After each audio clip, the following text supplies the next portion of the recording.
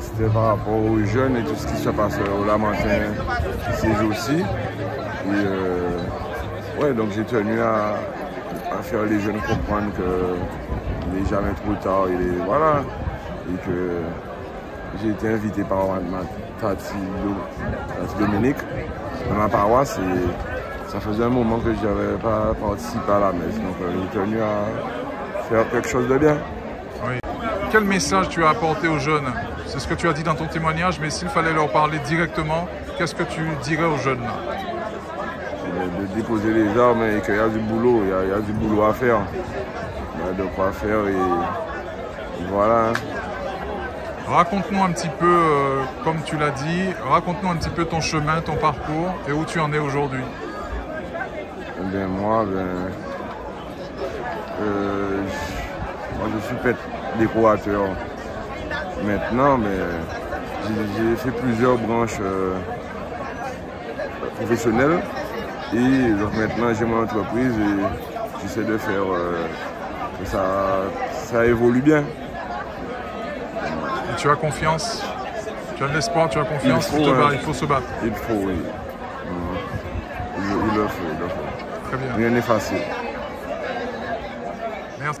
Eh bien, je pense que la fête de la Sainte-Trinité a commencé depuis vendredi, où j'ai proposé à tous les fidèles qui le pouvaient de faire une journée de jeûne et de prière.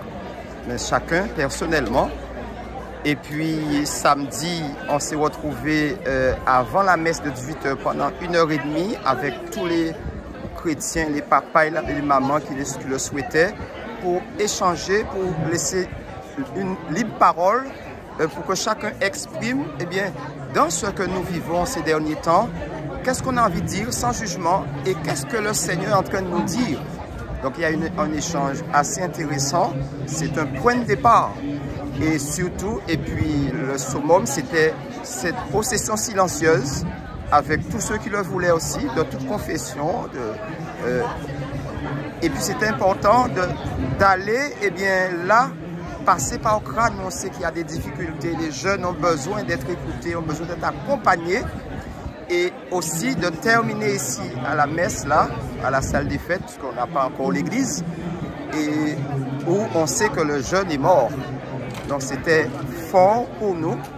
Et puis la célébration eucharistique où depuis le début, lorsqu'on a commencé à penser la fête, avant même les événements, en lien avec le projet de l'évêque qui nous dit pour l'église communion, osons aller encore plus loin dans les périphéries. Avec les chrétiens, on s'est dit, on va aller à la rencontre des jeunes entre 18 et 30 ans, jeunes hommes, 18-30 ans, hommes et femmes, et pour les inviter à la messe. Mais pas seulement les inviter à la messe, mais pour aller à leur rencontre dans un climat d'écoute, de confiance, et s'ils veulent.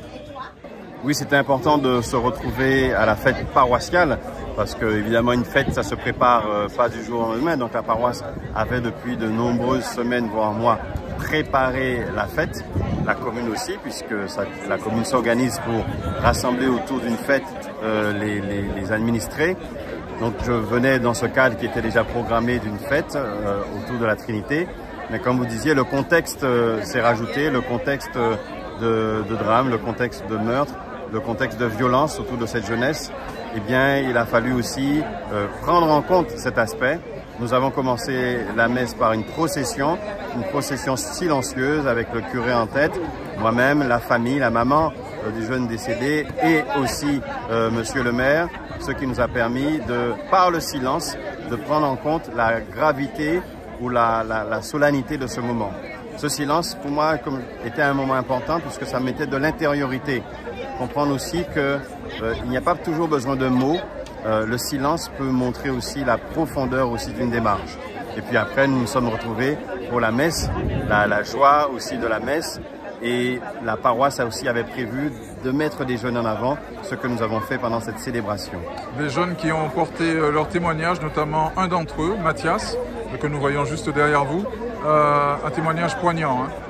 Oui, c'est un témoignage d'une jeune d'une trentaine d'années qui dit que lui-même, il était jeune paroissien, qu'il a vécu au sein de mouvements tels que la GEC, qu'il a construit Il disait aussi qu'à un moment donné, comme peut arriver à certains jeunes, c'est éloigné de Dieu, mais de l'Église en tout cas, mais qu'il espère reprendre la route. Et surtout, il nous a dit qu'en tant que jeune, comment il s'est mis au travail par l'entreprise, l'entrepreneuriat, en tant que peintre, mais aussi avec son père, montrer que la jeunesse est capable de faire des choses et de réussir.